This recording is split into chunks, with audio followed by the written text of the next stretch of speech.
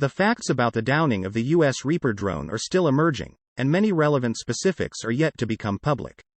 Applied historians ask, have we ever seen anything like this before? 5 cases that are similar in relevant respects are worth recalling. The 2019 shootdown and capture of a U.S. Global Hawk drone by Iran. The collision with a Chinese fighter that forced an EP-3 spy plane to land in Hainan in 2001.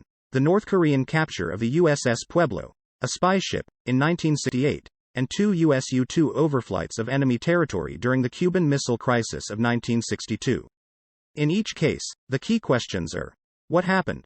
What did the parties say about where the aircraft was? And how did the United States respond?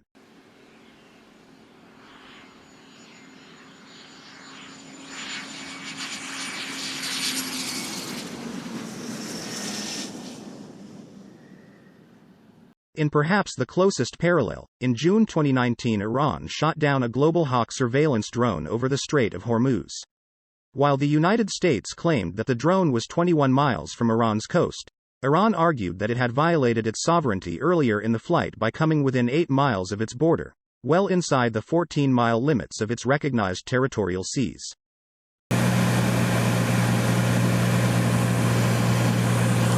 In 2001, the first year of the administration of George W. Bush, a U.S. Navy EP-3 spy plane was flying a surveillance mission 70 miles off the coast of China's Hainan Island.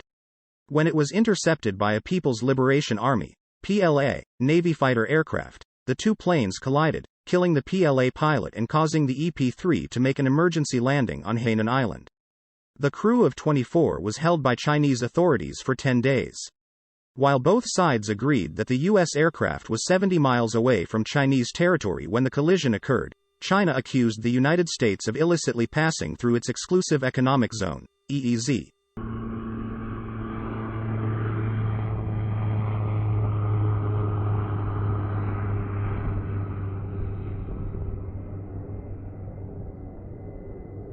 North Korea's seizure of the USS Pueblo in 1968 provides further perspective. Conducting surveillance activities off the coast of North Korea, a U.S. spy ship with a crew of 83 was fired upon and captured. Following the standard script, North Korea claimed that the Pueblo was inside its territorial waters, 8.5 miles away from Rio Island, while the United States countered that it was miles away from approaching the accepted 14-mile territorial line.